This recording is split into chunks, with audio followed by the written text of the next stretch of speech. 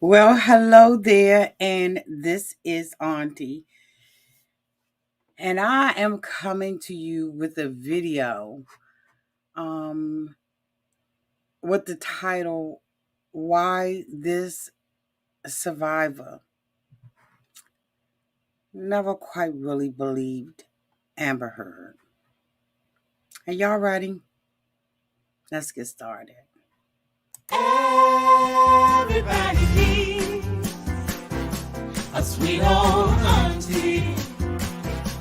Everybody needs with a whoop whoop and a boop boop boop. aunties and You can make this up. Now you know that these are some crazy motherfuckers. everybody needs a sweet old auntie. So why even bother? Aunties and sweet old auntie. Aunties and Are you okay? Are you okay? Well, welcome back, everybody, and this is Auntie. If this is your first time being here, please like, comment, and subscribe to my channel. And to all of my new subscribers, thank you all so much for joining this family. To all of my nieces and my nephews who have been here with me for the long haul, thank you all so much for your continued support. This video, I felt like I needed to do. And I needed to do it for many reasons. As we all know, there has been a verdict, a decision in the Amber Heard Johnny Depp trial. And I have been, like many of you all, stuck to the television, watching, listening, observing, and all of that. And so after the verdict yesterday, there were some statements and everything that were made, and it solidified how I felt after hearing some of the testimony. And I want to share with you how I feel. Please feel free to comment in the comment section. Please don't be disrespectful when commenting, but please feel free to comment in the comment section. I would love to hear from you all. I want you all to know that my moderator is here, and this is a safe place for you to be able to discuss this in a um, mm,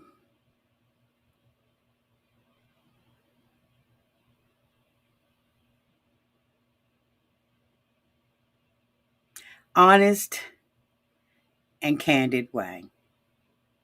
Okay, so I want you all to know that this is a safe place for you all to have this discussion.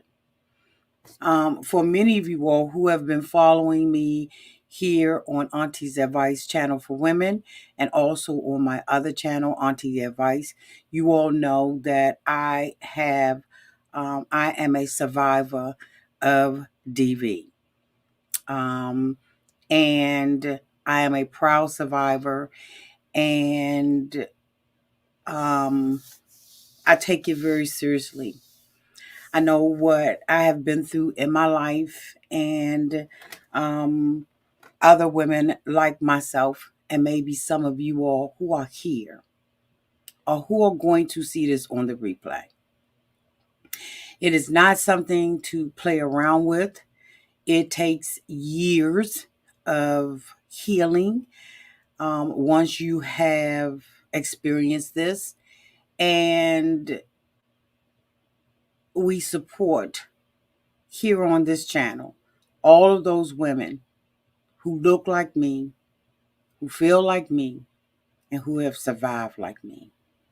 And I want to make sure that I say that at the beginning of this video.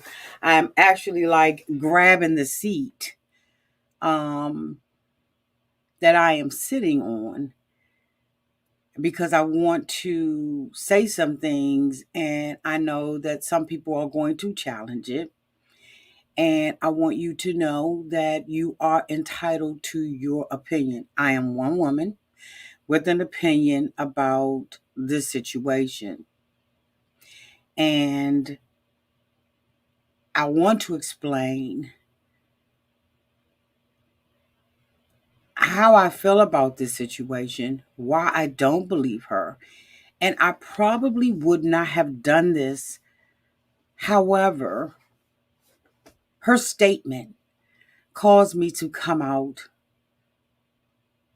not out of hiding, but her statement has caused me to come out for all of those women who I believe have actually experienced this.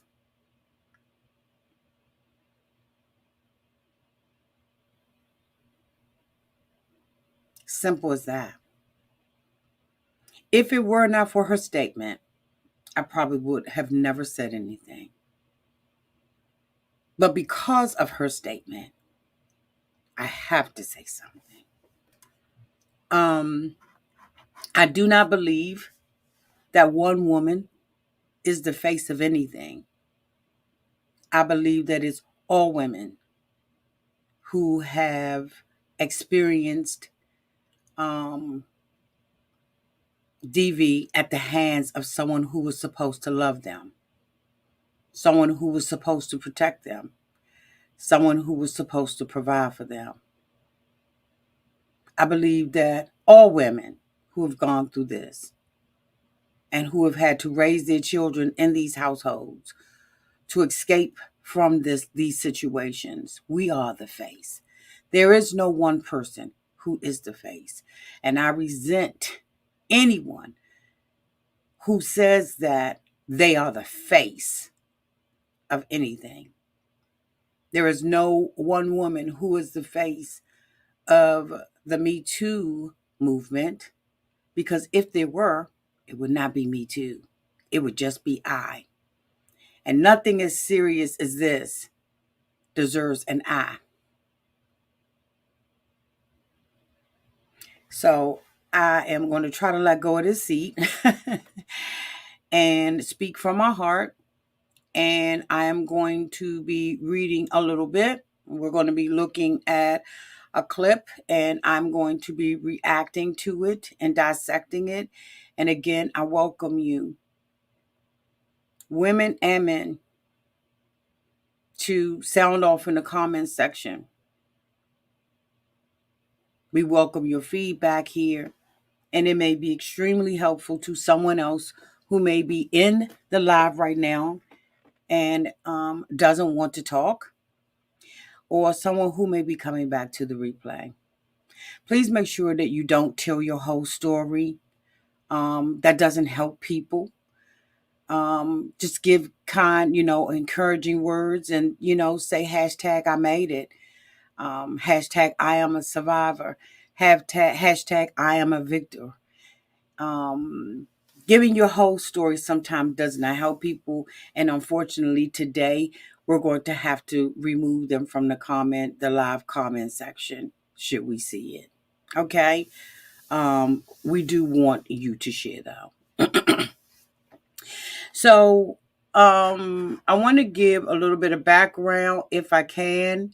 I'm going to be reading because for some reason I'm nervous, and I'm hardly ever nervous.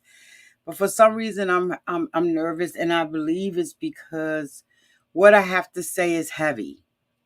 It comes with a lot of responsibility, and I feel the weight of that.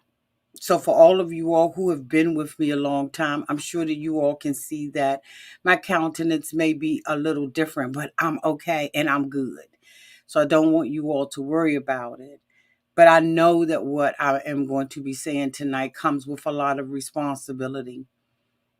And again, everyone may not agree with it, but we're going to have to learn how to agree to disagree.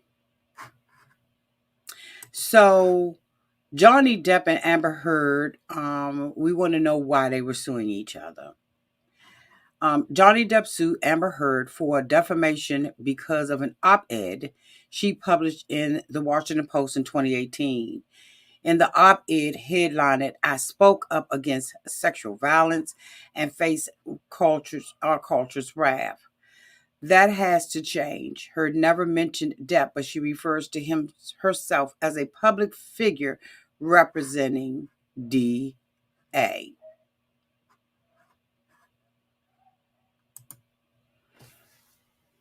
By whose permission? With whose permission? I've never heard of this woman before a day in my life. I never heard of her op-ed. I don't know whether or not she is given to any of the organizations that help me. I believe that they said that she was supposed to be giving some money, and I don't even remember seeing it.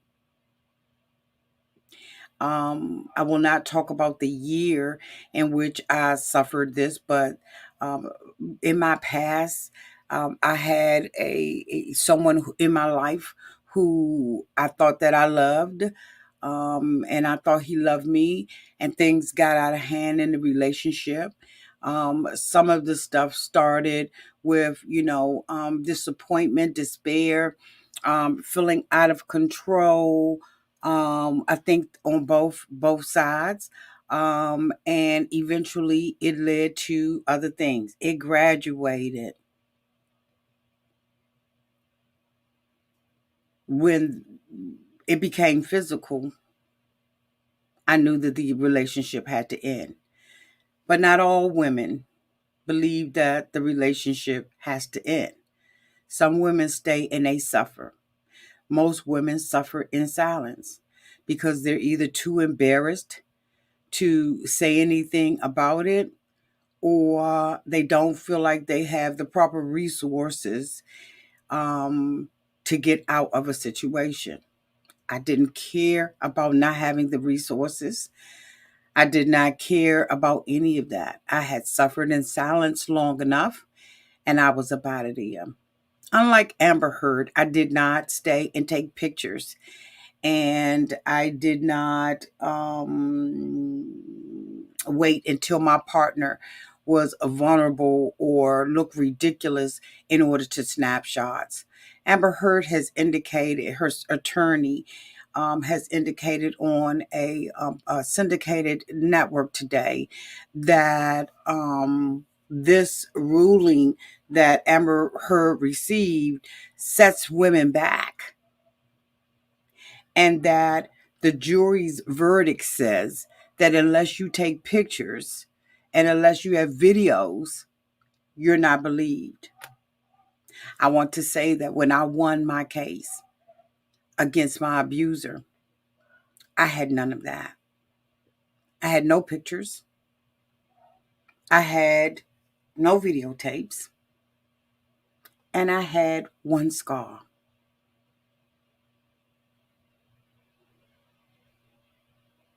That was it. So to make such a big, broad statement indicating that unless you have these things, you cannot win a case is absolutely not true. I won mine with nothing but my integrity. I won it with my honesty. I won it because my story made sense. I won it because every week I fought the court systems to allow me 1 week, okay, of a restraining order. So let me explain what that means. So when I went to go and file my documentation for a restraining order against the gentleman that I was dating at the time, because there were so many women that were in the court system who had dropped their cases. The judge at that time was very frustrated. So when your auntie walked in the door and stood up before the judge with my attorneys with me, the judge was at the end of his rope. And he told me and my lawyer that I would have to come to court every week in order to get a 7-day restraining order for a certain period of time, and then he would give me a full one. Now, some women may have said, you know what, bump this, I'm just going to drop it. But when you know that you know that you know that you know that you are tired, that you will not tolerate it, that you will fight for not only yourself, the safety of yourself, but the safety of your child, you will do whatever you need to do. You will climb every mountain. You will swim every river. You will knock down every door in order to ensure the safety of your child. So for months, I went to court every Tuesday. I showed up every Tuesday to get that 7-day restraining order. Every week. It was written in my calendar. And at that time, I did not have a lot of money. But I made sure that I had money enough to see that judge every Tuesday. Because when you have experienced something that you know can take you out, you do what you need to do. You say what you need to say. There's certain things that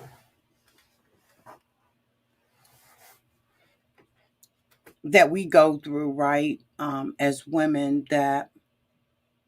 or as people, let's just say people, because men are absolutely battered and abused as well. I learned that, well, not learned that, but I was reassured of that when I was going to court, because there were quite a few men there. And our society sometimes have said that men don't go through this, or men are ridiculed or treated a certain way when they come out and speak about things. And that's unfair. I've seen both sides of it. And so I know. You live as long as I live, you've seen it all. And why I don't tell you all my age. I am absolutely closer to 60 than I am to 50. Honey, every day I'm getting closer to that 60 mark. So when you've been around that long, you've seen it all. Sometimes people use certain situations in order to push their narrative. And in my opinion, after watching this, I felt like that's what was being done. She does not look like me. She does not speak like me. She does not react like me. And all women don't, but there are certain traits that we all have, women and men, that we are very familiar with. When we see it, we know it. When we're around it, we feel it. When someone speaks, we hear it. And we hear it based on our own experience. You ever been around a woman that you're glancing at across the room in a doctor's office, and you can tell that this woman has on her what she's going through? You can just see it in her body language. You can see the sadness of her body. It's not even about her countenance. It's not even about her face, because many of us are able to really see it, even past a smile, because we know it when we're around it. It is very familiar. We know. And when I began to listen to her testimony, I was like, you're not me, and I'm not you, and I'm not familiar with what you're saying. So let me finish reading because I want to make sure I establish this. So Depp and his lawyers have argued, and a judge has agreed that Heard is clearly implying that Depp abused her over the course of their year-long. Heard first publicly accused him in May of 2016, when days after filing for divorce, she requested and received a temporary restraining order on the grounds of a DV. His lawyers promptly issued a statement saying that Heard was lying, attempting to secure a premature financial resolution by alleging the abuse. When the pair eventually reached an out-of-court divorce settlement in August of 2016, Amber withdrew her request for a permanent restraining order.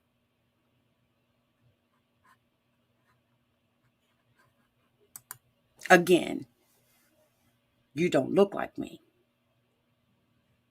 You don't sound like me. You don't feel like me. Because there was no way in God's green earth that for over 2 months, every Tuesday, faithfully and religiously, I wouldn't fought for mine. Do you think because you're going to give me money or I get a settlement that makes me feel safe?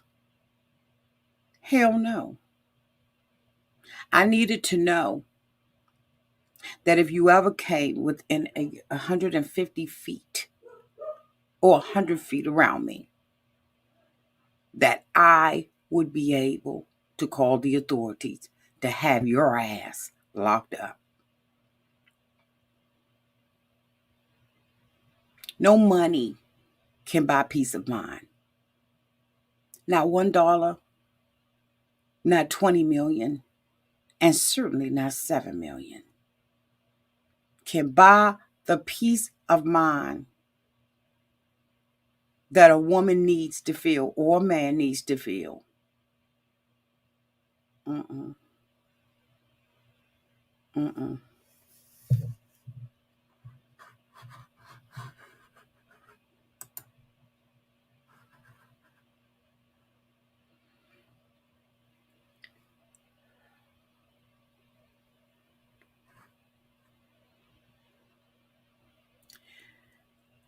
Days after filing for divorce, she requested and received her restraining order.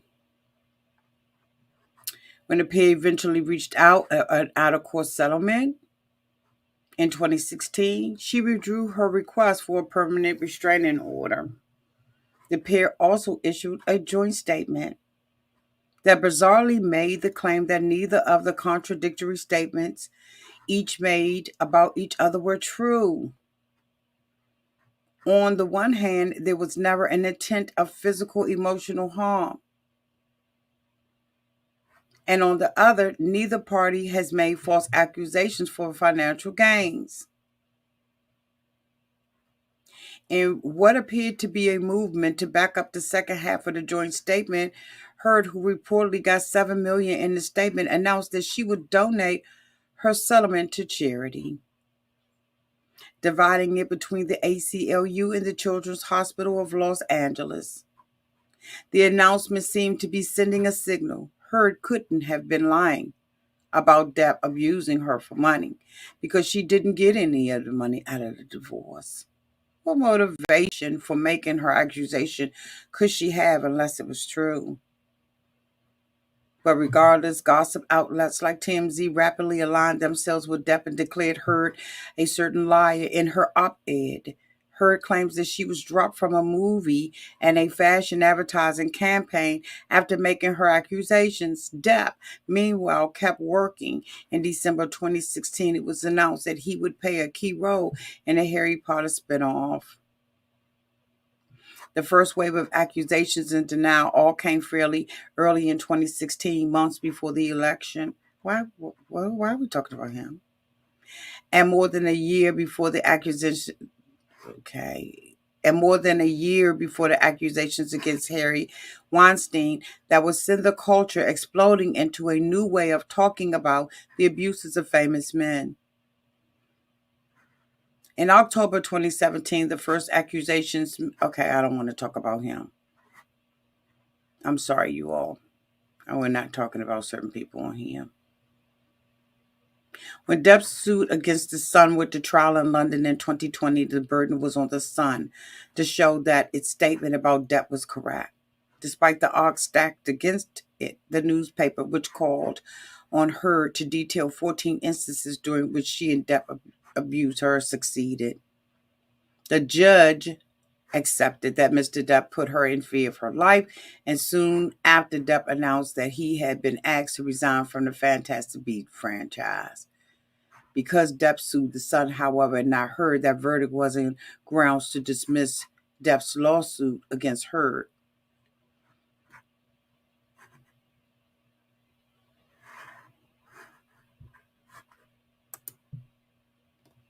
So I just wanted to read a little bit.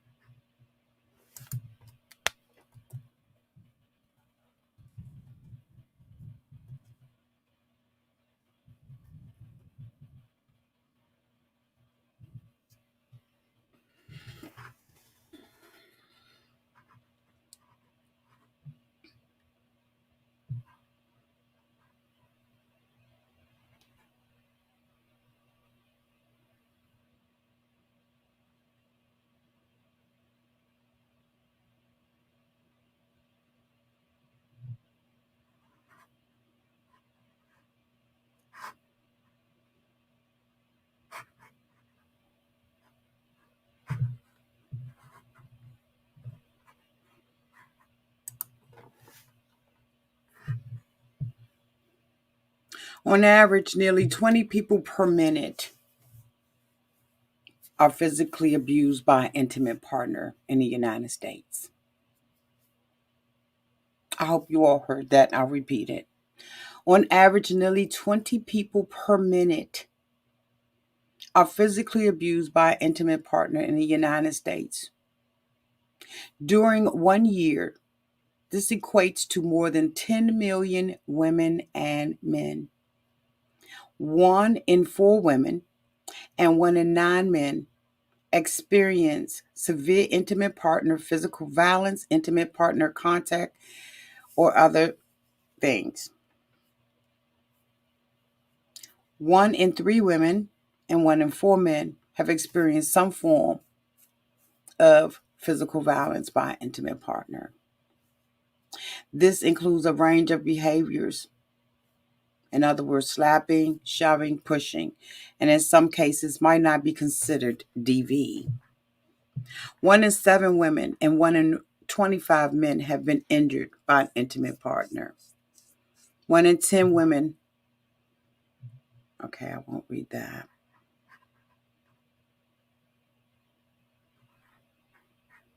On a typical day, there are more than 20,000 phone calls placed to DV hotlines nationwide.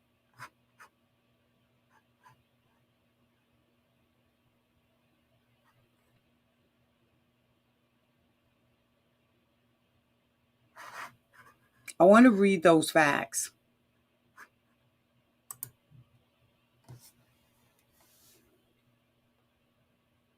I want to read those facts because what I do not want people to believe is that we've been put behind by any one person's experience.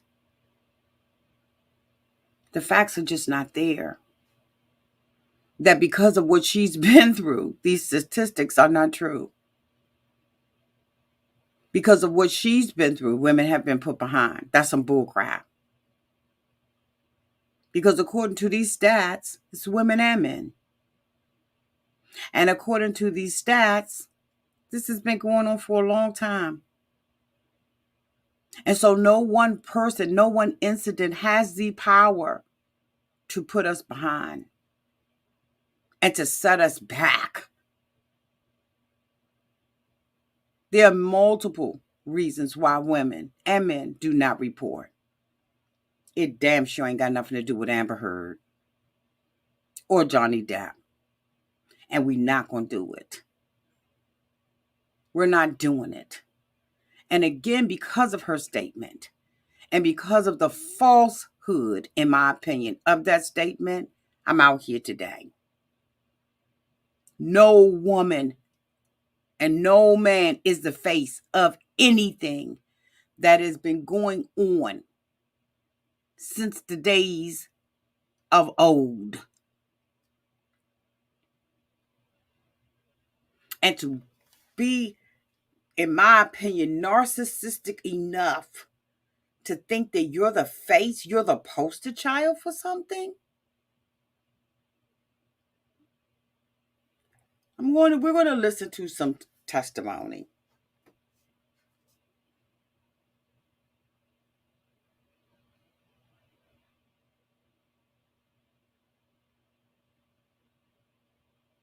And I'm going to tell you how I didn't find myself in her story.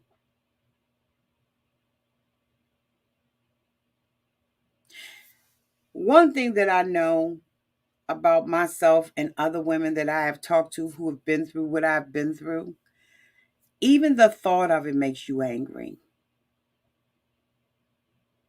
That someone that you thought loved you could harm you. There's no giggling. There's no laughing, because there ain't a damn thing funny about it. And to recall it and to talk about it to the extent that we're going to talk about it today, it still puts you back in that place. I don't have time to try to impress you. I don't have time to try to giggle and laugh something off. I don't have time to go, no.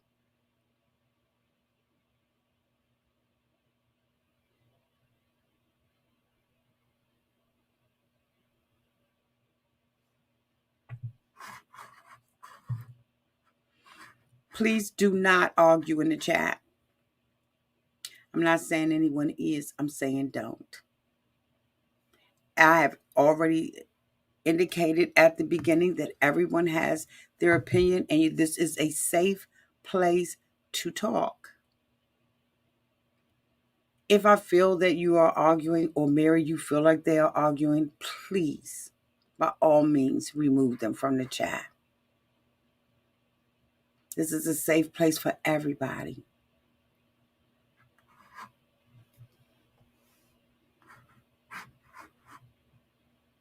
Please, again, do not put your experience in here to the extent that it harms or offends someone else.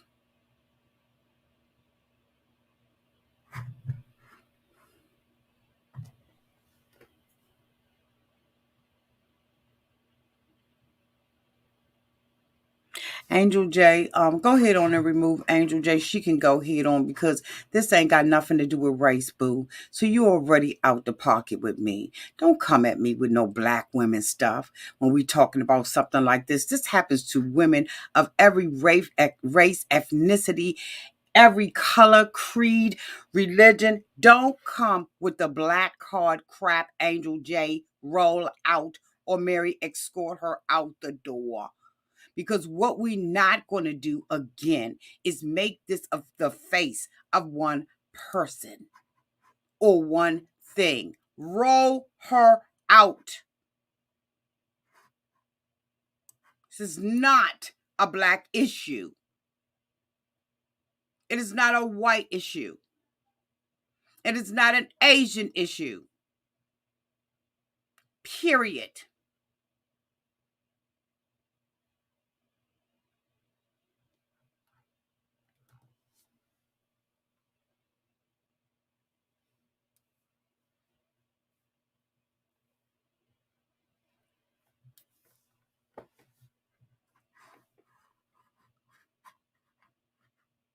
Let me bring this up.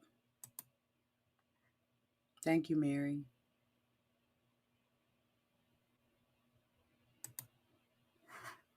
Some people just don't know how to act. You can't invite them to the cookout. We're going to listen to some testimony. And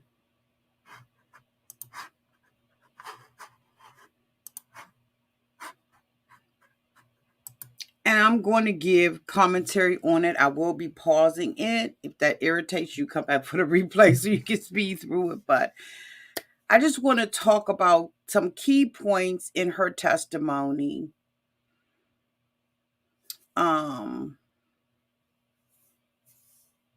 That caused me to say, I can't relate.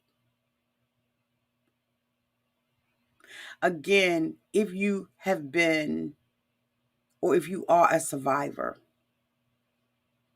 and a victor, recalling it makes it really hard to digest, boy. Because when you recall it, you know how it felt.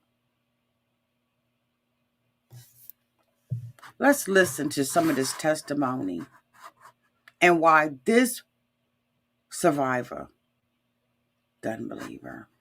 Let's go.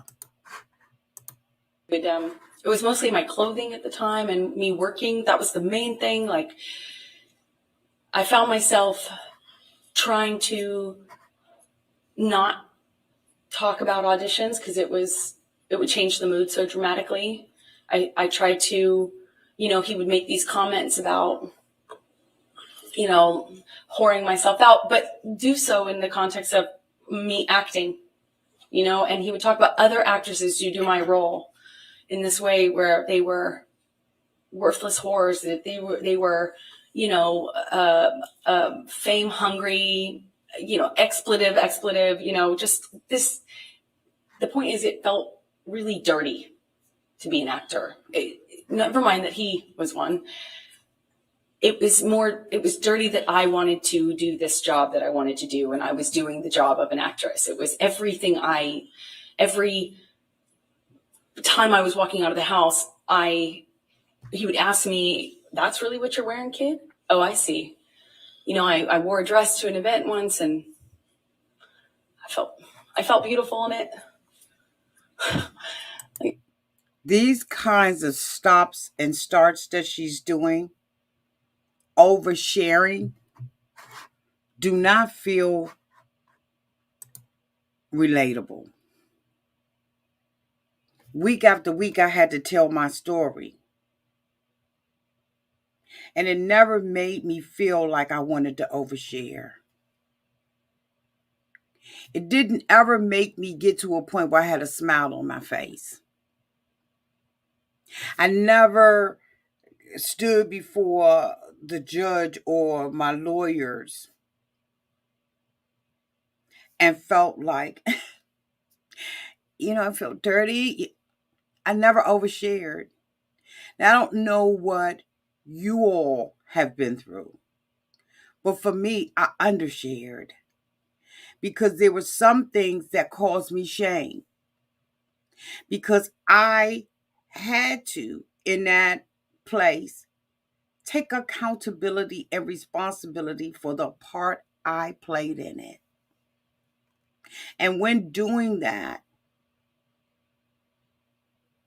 it came with shame.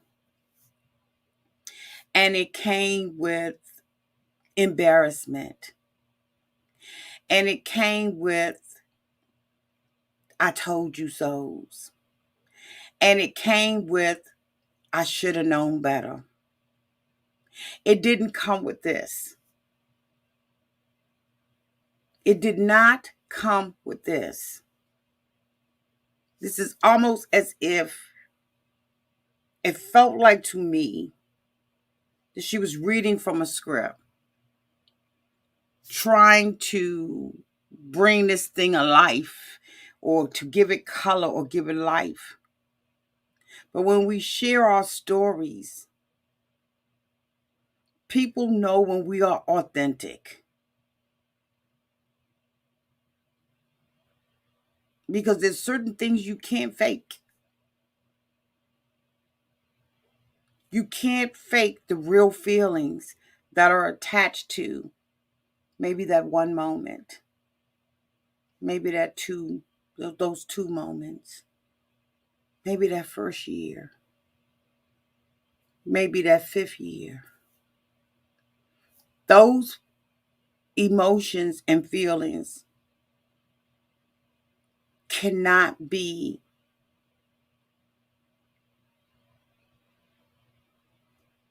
faked. They can't be faked.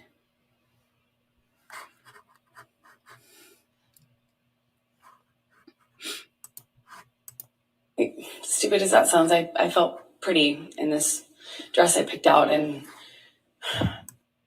the the event I went to, basically I felt pretty, and I thought, like, did you see that? I wanted him to say something about that, I guess. Who recalls something like this?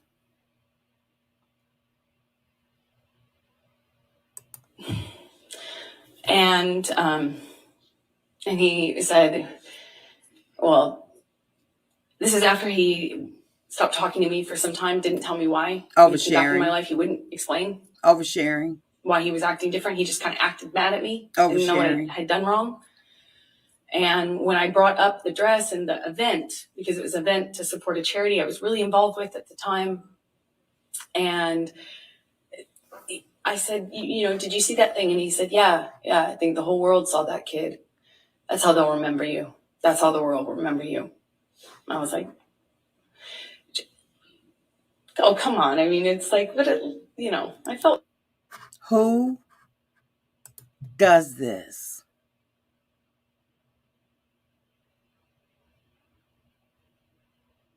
Who does this?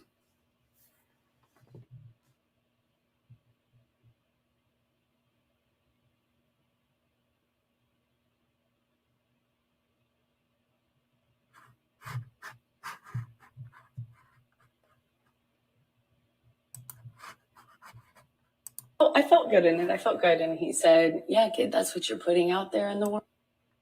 Of course. But it didn't stop with that.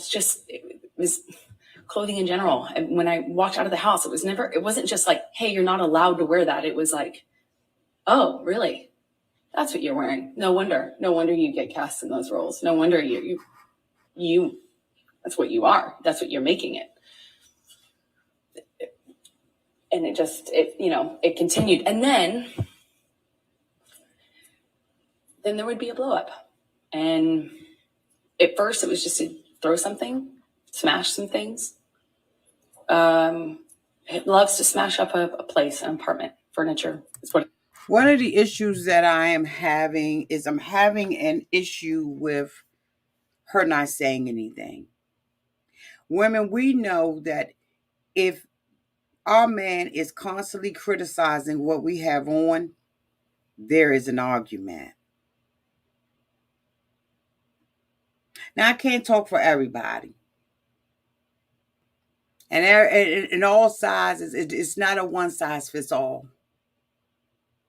That every day you're trying to do better. You're trying to build your self-esteem up. You're trying to look your best, dress your best. And your man is saying things to you about your job, your career, and about your clothing. There's an argument.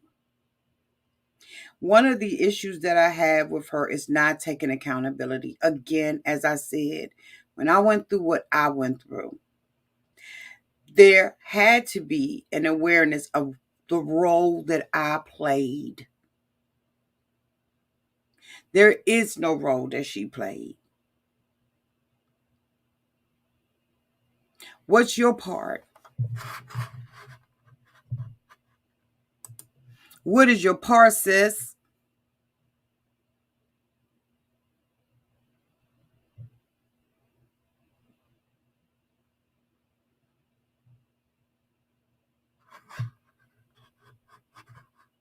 What does your part says? What it started with, glass, threw a glass at me, and I remember it was summer.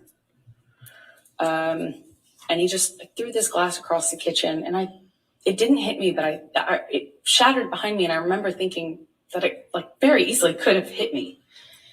And that calling me a whore, it didn't start with using the whore word. It was just comments. This is where I start looking at her and examining and saying, the average person, if someone throws something at you across the room and you remember it like it was yesterday, why wouldn't you say, I jumped, I ducked, I was shocked? But you go back into your clothes. We're talking about a glass being thrown across the room. And as a survivor, you have no reaction to that glass being thrown across the room.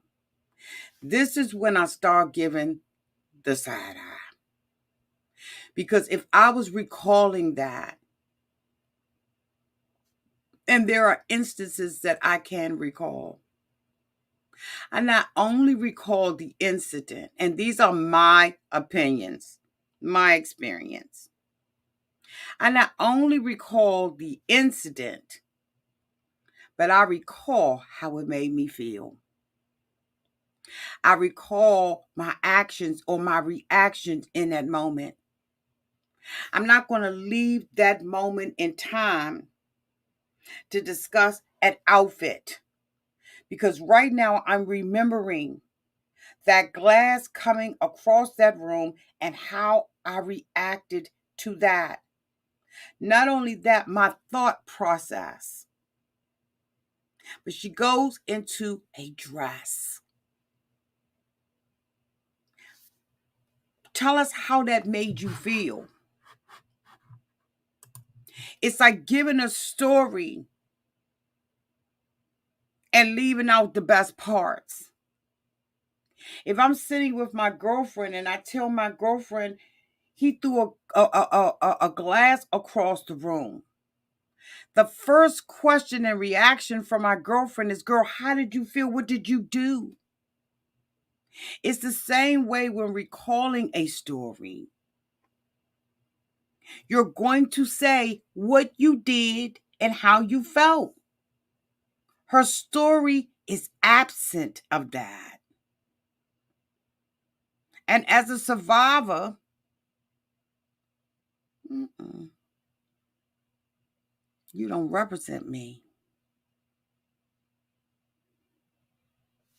You don't represent me. And even if you have to go to a hospital, let's say you're injured and you have to go to a hospital.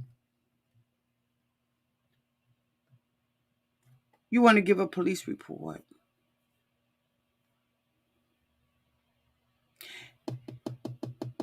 They want to know, how did you react? What did you do? What did you think?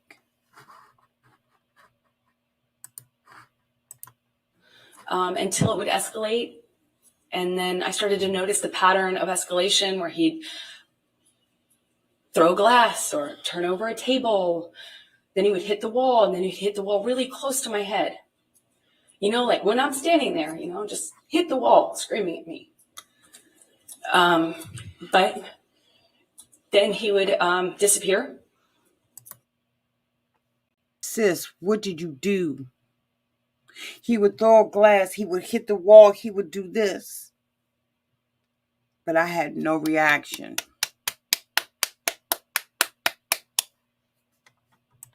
And get clean and sober, and he'd come back and tell me that he was done drinking, he was over it, he was done, cleaned himself up, he'd done it before, and he'd do it again. And then he would go back to this like wonderful, like almost like just unreal, like real, you know, but unbelievably nice, sensitive, kind, warm, generous, interesting, funny man that I loved. And he would make me feel so loved. Like I would feel so distant from that thing that was so scary that I don't know whether or not she has a severe case of Botox, but it's not matching. Her mouth, the way she's framing her mouth, along with her eyes, doesn't match. There is no sincerity in her eyes. And again, nothing that says, and this is how it made me feel.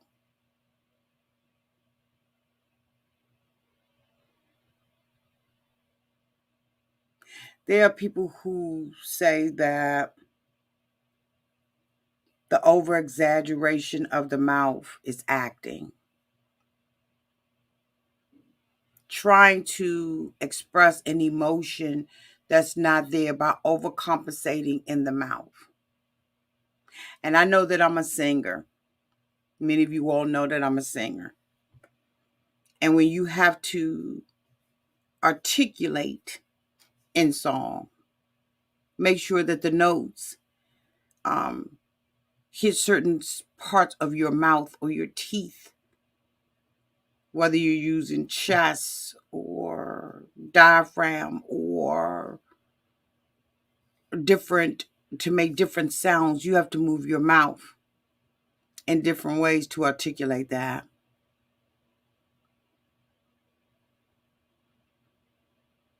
And that's what I see here.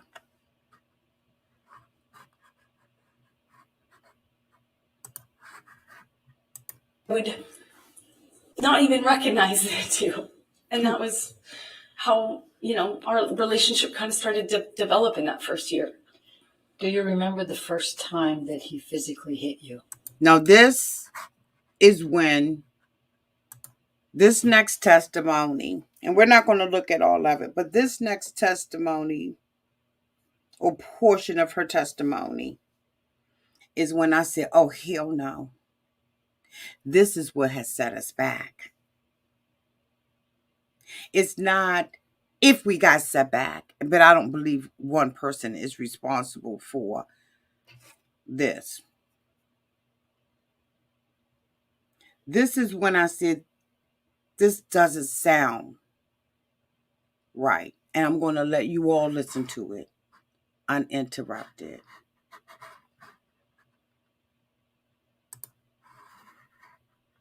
Yes. Please tell the jury about it.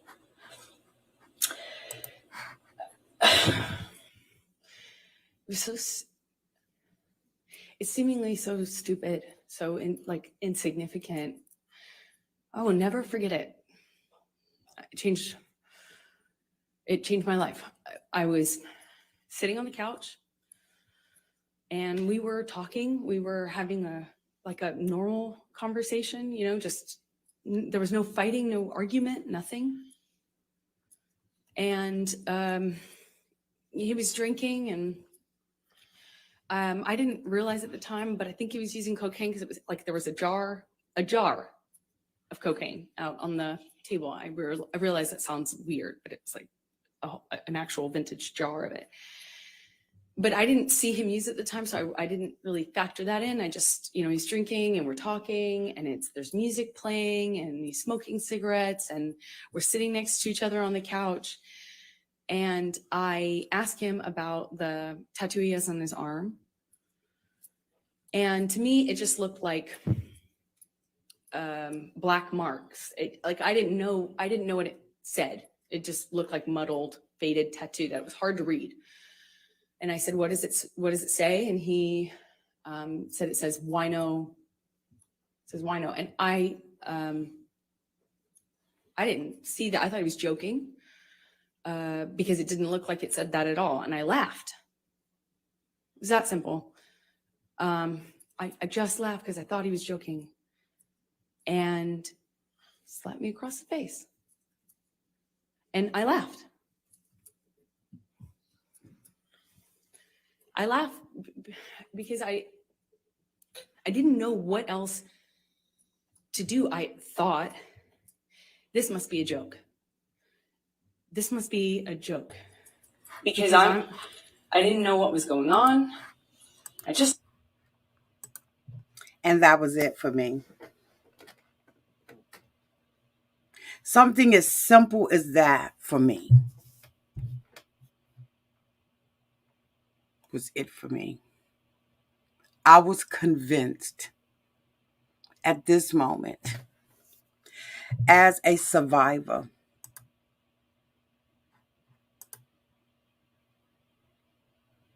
that this would have to be a lie, in my opinion. If you're walking down the street, healthy, strong, and in your right mind, and you slip and fall, your first instinct is to get back up. It is not even human to fall and not want to get back up.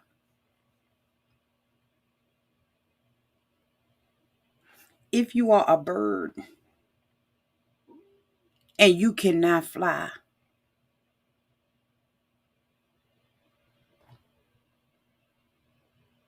are you deformed as a bird? It's as unnatural as seeing a fly not fly. For a person who is hit for the very first time,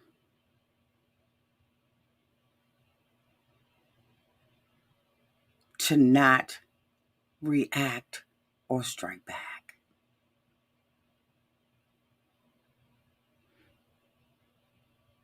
It's unnatural. She is already painted for us.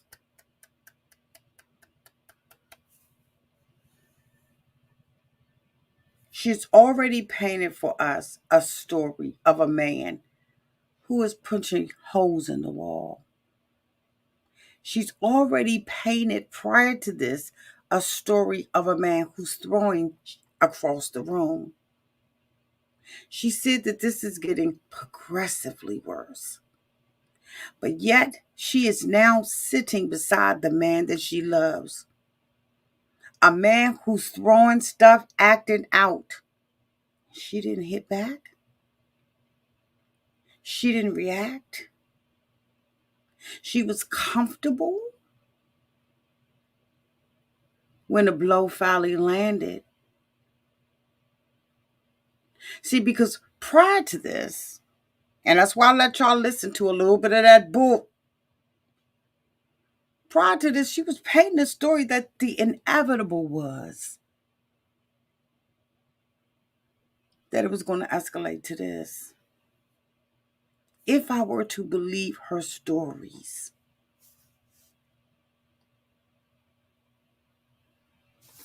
laughing after getting hit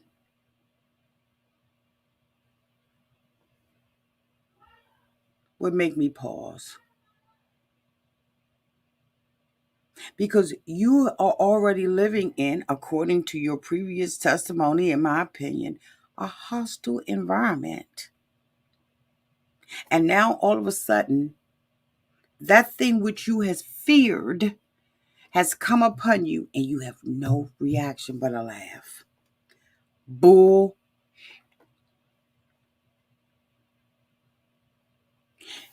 At this point, even being close to him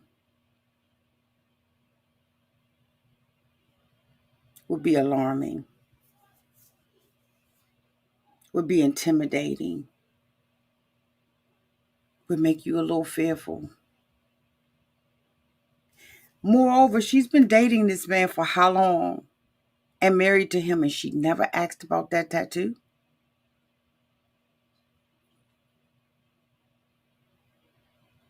Women, we know our men And men, we know our women. We know every crack and crevice of them. We've asked every story about every bump, every bruise, every broken fingernail. We know, we've asked. And if you got tattoos on your body while we were dating and making love, honey, and having pillow talk, I've asked you about everything on you. Week after week, day after day. And now an argument on a sofa. This is what we're supposed to believe. An argument on a sofa about a tattoo that he has had for years has caused you to get popped.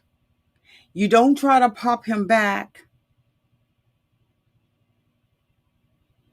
You just sit there.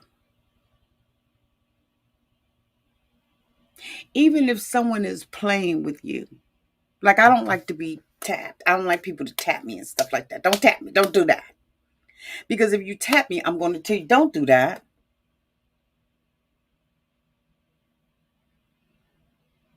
Don't do that.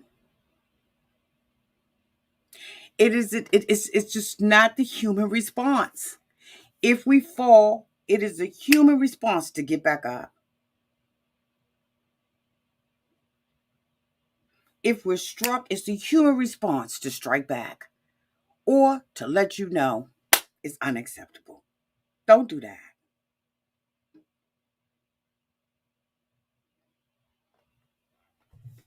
That statement right there and the statements after caused me to say, it's just not believable. It's not the average human reaction. It is not a reaction to get popped in the face and laugh. But we're going to continue. Just stared at him, kind of laughing still, thinking that he was going to start laughing too to tell me it was a joke, but he didn't. He said, "You think it's so funny? You think it's funny, bitch? You think you're a funny bitch?" And he slapped me again. Like, it was clear it wasn't a joke anymore.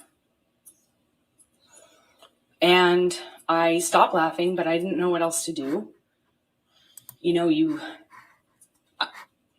I didn't know what to do. You would think you would have a response, but I, as a woman, had never been hit like that. Oversharing. Remember, I told you that I went before this judge every Tuesday for 2 months. You never overshare.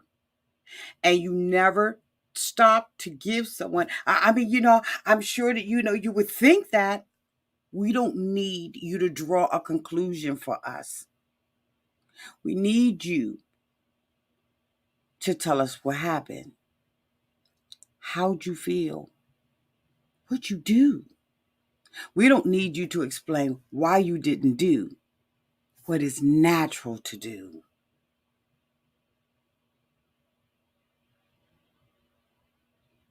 Did y'all hear me? We don't need you to tell us why you did not do what is natural to do. Oversharing. We don't need you to tell us that. We need you to tell us as a witness, as someone who you allege is a victim. We need you to tell us how you felt and how you reacted. That's it, and that's all. Don't state the obvious. Let us see and hear the obvious. And this is when I said, nah, nah, Amber, nah. I'm an adult and I'm sitting next to the man I love, and he slapped me for no reason, it seemed like, and I missed the point. It was that stupid. Second slap, I know he's not kidding, but I don't know what else to say or do, so I just stared at him. I didn't say anything. I didn't react. I didn't move or freak out or defend myself or say, "What are you doing?" You're stating the obvious, stating the natural human reaction that is absent.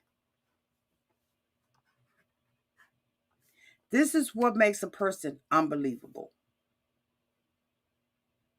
When you have to state what the obvious reaction, the human reaction, the 99.9% reaction, when you got to state why you didn't do that,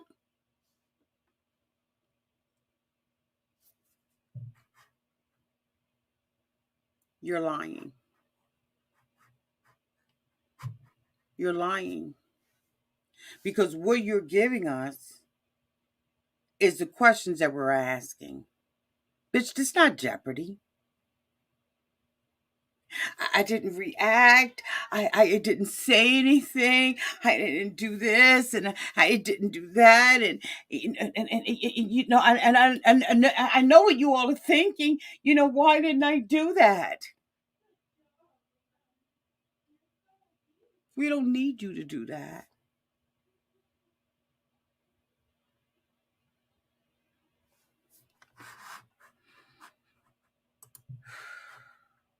crazy. I just stared at him because I didn't know what else to do. And he slaps me one more time. Hard.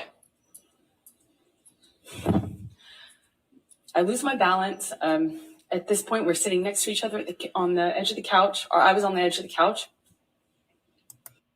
Why clarify that? Why say I was on the edge of the couch? I thought y'all were sitting together. And she says that he slaps her, but why wasn't it a backhand? Because if I'm sitting beside you and I'm smacking you, am I turning to the side and smacking you? Or am I backhanding you? How am I hitting you? Okay, Amber, keep going. And I'm all of a sudden realizing that the worst thing has just happened to me that could possibly happen to you. I realized that I wish so much he had said he was joking, because it didn't hurt. It didn't physically hurt me. I was just sitting there on this carpet, looking at the dirty carpet, wondering how So now, see, when you overshare, this don't make sense. Because she just said she was sitting on the edge of the chair. We were sitting on the chair. Now she's gone from sitting on the chair to being on the floor, noticing that the carpet is dirty. Which one is it? If the slap caused you to lose your balance, then you can't say it didn't hurt, because that's a hell of a slap right there. You talking about moving dead weight because you're sitting. That's dead weight. When we sit down in chairs, that's dead weight, because we have given out all of ourselves to whatever that thing is that's holding us up. I'll rewind it for the people in the back, but her story has changed too much, and her mouth do tell it a whole different story. It's too much here. It doesn't take that much to tell the truth. You know how they say that you use more muscles when you frown than when you smile? But you're using a lot of muscles.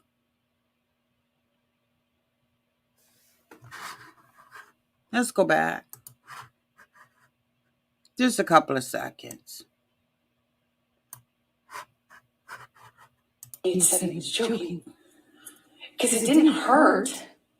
Didn't physically hurt me. I was just sitting there on this carpet, looking at the dirty carpet, wondering how I wound up on this carpet and why I never noticed that the carpet was so filthy before, and I just didn't know what else to do. I didn't know what to say. I didn't know how to react.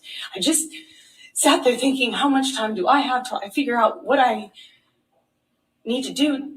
Because God, did he just hit me? Not as a woman. I'm sorry, boo. I'm sorry.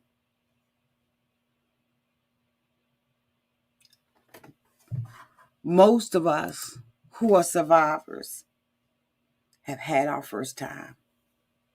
And I'm going to say something that you all may not agree with, but this is my opinion and you can give yours. When it's your first time,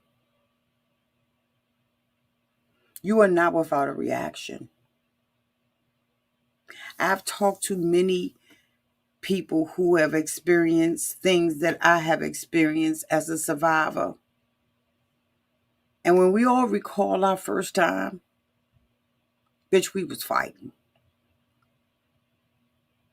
It's not until you learn the consequences of fighting back that you retreat to this.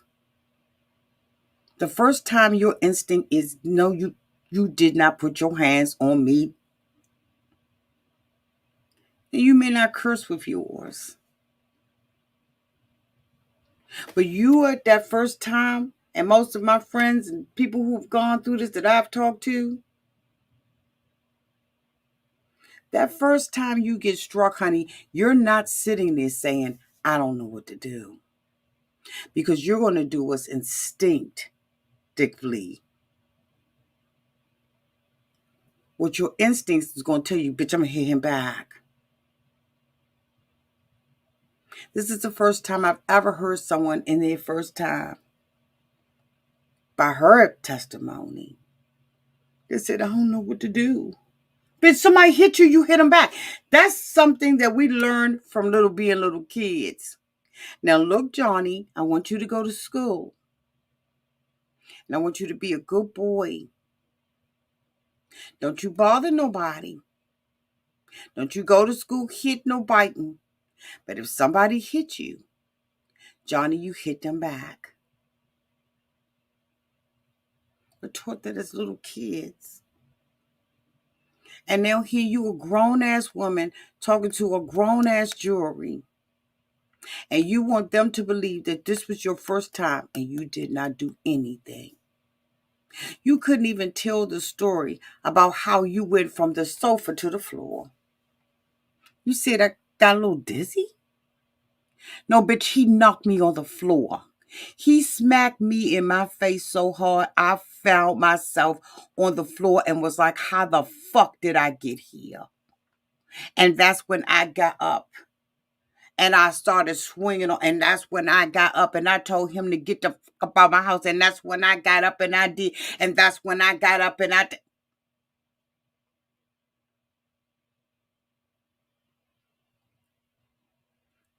Again, this may not be your story. You may be the one that's sitting there on the floor like her. Said, I hope that he's playing. You said that you realized after the second slap that he wasn't playing with your ass. You didn't even get up and walk away from the situation. It doesn't sound like my story. You didn't set me back. Because there are thousands of women like me who fight every goddamn day. You ain't set nobody back. Because you're not everybody's story. And some people may say, oh my God, Auntie is too hard on her. Why would she say this about her? He was wrong. He's a monster. He's this and he's that. And that's your opinion. And you are so entitled to it. But I'm telling you why I,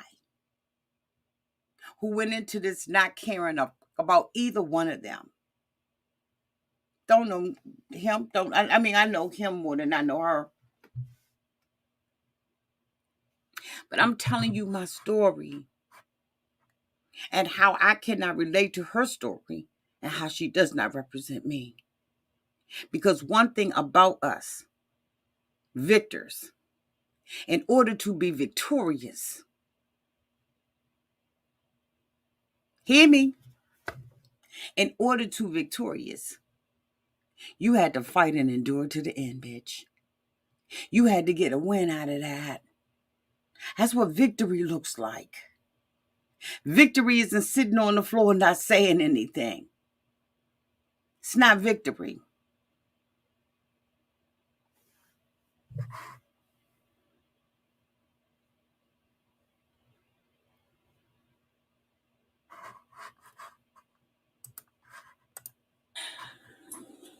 No, I didn't want to leave him. I didn't want this to be the reality.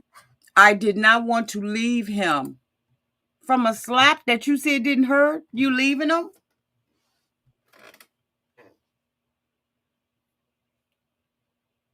How many Lifetime fake ass movies did you look at? I didn't want to leave him. We don't think about leaving him that first time. We think about putting that out.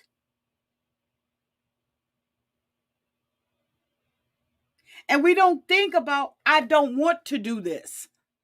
Because it's not an instinct. It's not a reaction. It's not normal. What you saying isn't normal.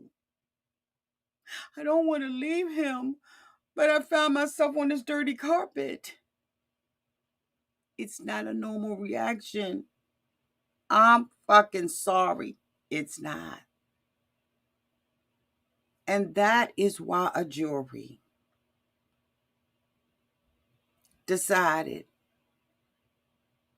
based on the evidence, that you not only defamed him, but you was malicious in doing so.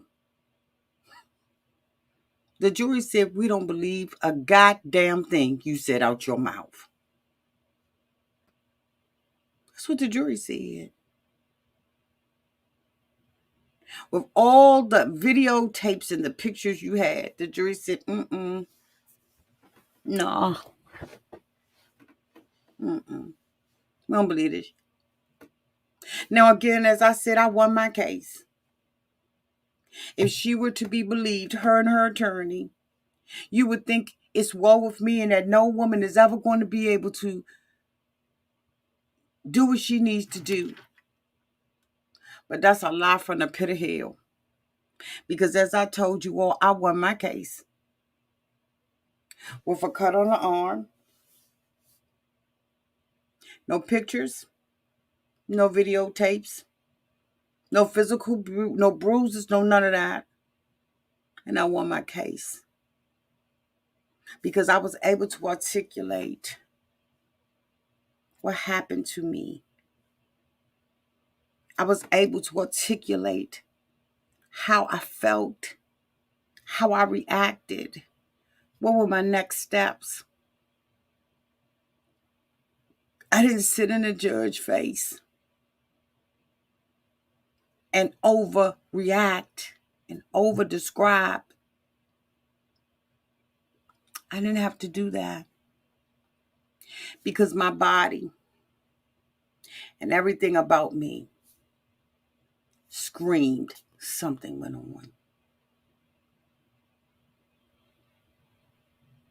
I didn't have to pretend in front of the judge.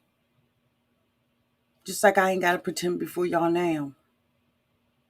I don't have to lie. I don't have to put on. I don't have to act. I don't have to have a whole bunch of theatrics. I don't have to have a compelling ass story. Because my truth is my truth.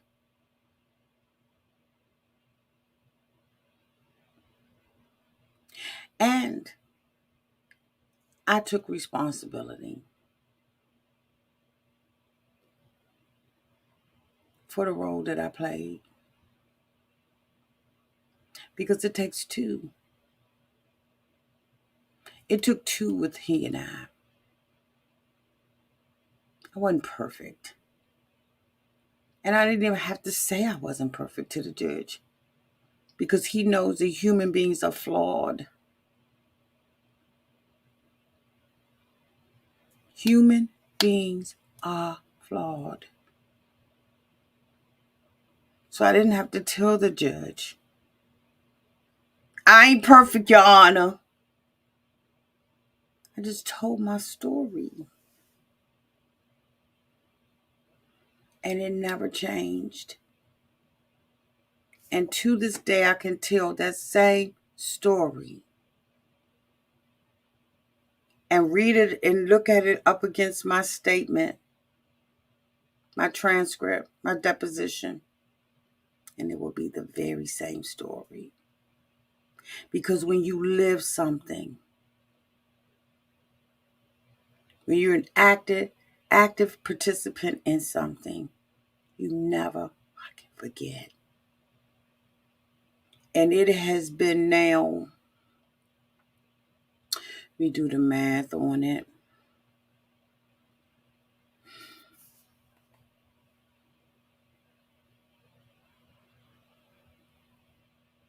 I guess about 17 years. And I could tell that story like it was yesterday. I can tell you how the house smelled. I can tell you what season. I can tell you what time of the day. I can tell you how I felt. And I can tell you what I did. I can tell you about the shame, the guilt, the embarrassment. I can tell you about all of it. I can tell you about having to tell my girlfriends, bitch, it's stuff going on over here and I need you now. I can tell you about the drive-bys. I can tell you about all that. Just like it was yesterday. And she can't tell you about how she ended up on the fucking floor. And how she couldn't believe that she was down there. And then when asked about her role in it, she had no part in it. She was an innocent fucking bystander. And you put out a statement. The disappointment I feel today is beyond words. I am broken that the mountain of evidence still was not enough to stand up to the disproportionate power, influence, and sway of my ex-husband. So still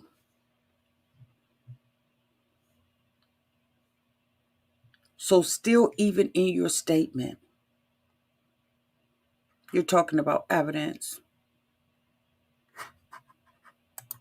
This has nothing to do with evidence. Because the evidence that was reviewed by the jury, see, you did it maliciously.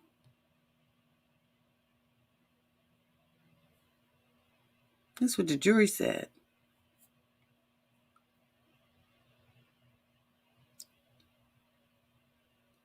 And when it mattered, instead of that evidence being a mountain, bitch, it was a molehill. It was the size of a mustard seed. Especially when they alleged that you used the same picture twice for two different incidents. So the evidence is now telling a lie. You see how that works? Now the fucking evidence is lying. You don't know what evidence to believe because one of the evidence is lying. One of the pictures needs to be, like, we need another picture, allegedly. The jury said, oh, hell no, we're not going. And the jury was able to see things, touch it, feel it. We've all been jurors in the deliberation room. You get to touch it, feel it, see it. You see it past where we see it.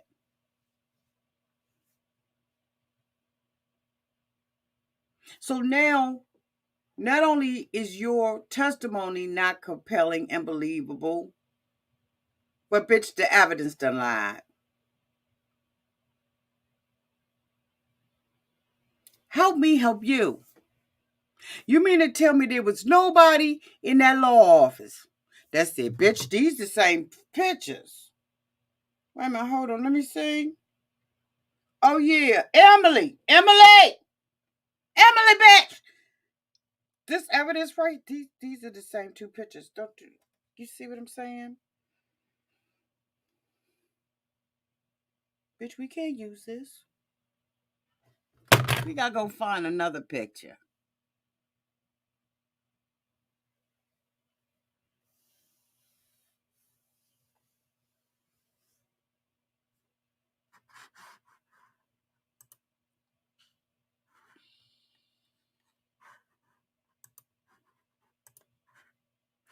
I'm even more disappointed with what this verdict means to other women.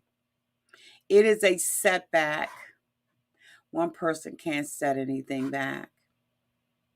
It sets back the clock to a time when a woman who spoke up and spoke out could be publicly ashamed and humiliated. Well, mine was 17 years ago, and I won. Mine was 17 years ago, and I was victorious. Mine was 17 years ago.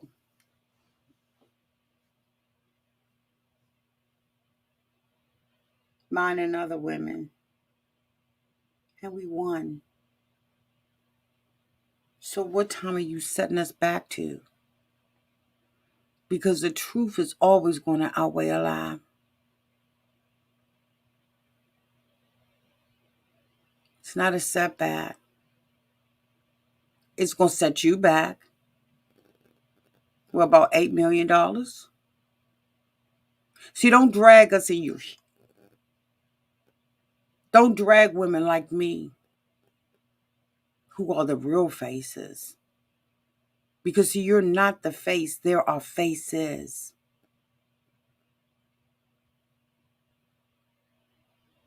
According to the stats that I read earlier, make sure I read it again, nearly 20 people per minute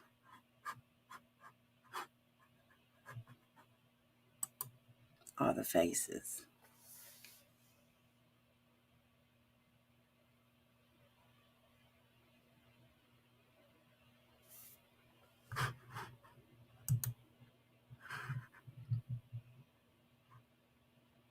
When a woman who spoke up and spoke out could be publicly shamed and humiliated, it sets back the idea that violence against women is to be taken seriously.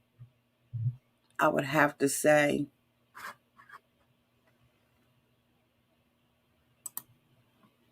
amen. I believe Johnny's attorney succeeded in getting the jury to overlook the key issue of freedom of speech. Freedom of speech. Let's talk about that. You have a right to freedom of speech as long as you're not defaming someone's character. Defamation is not covered under the Constitution. Neither is slander nor libel. You do have a right to freedom of speech. But you ain't got the right to lie, Craig. You ain't got the right to lie, Craig.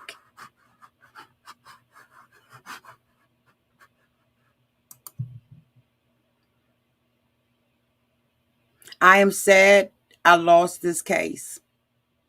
Why isn't it we? Since you're the face. And this was for everybody else, not for you. But anyway. But I am sadder still that I seem to have lost a right I thought I had as an American to speak freely and openly. And just like this post, you spoke freely and openly on Twitter. So you do have that right.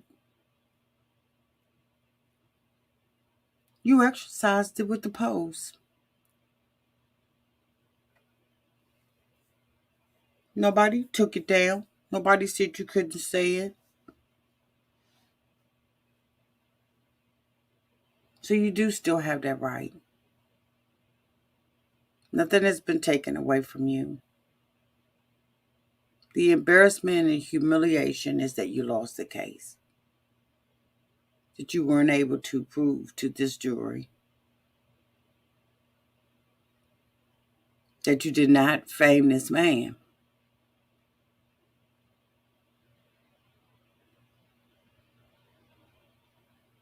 Her lawyer spoke for her today. It's everybody's fault but Amber's. And until girlfriend takes responsibility, she's going to find herself in this cycle. Women, we have not lost.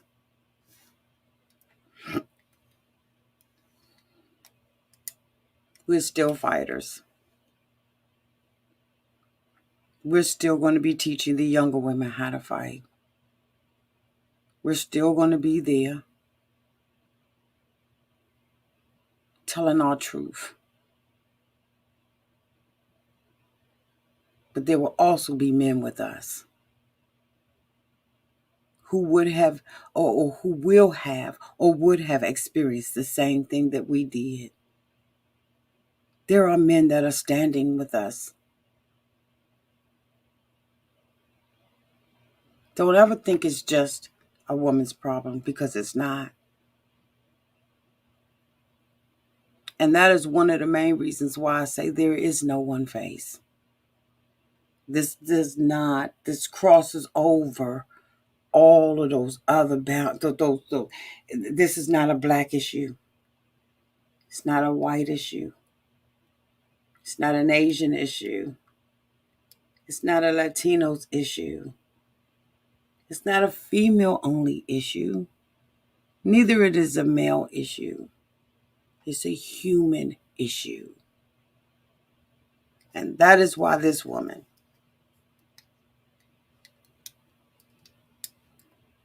this victor, this survivor, don't believe a damn thing that came out of Amber's mouth.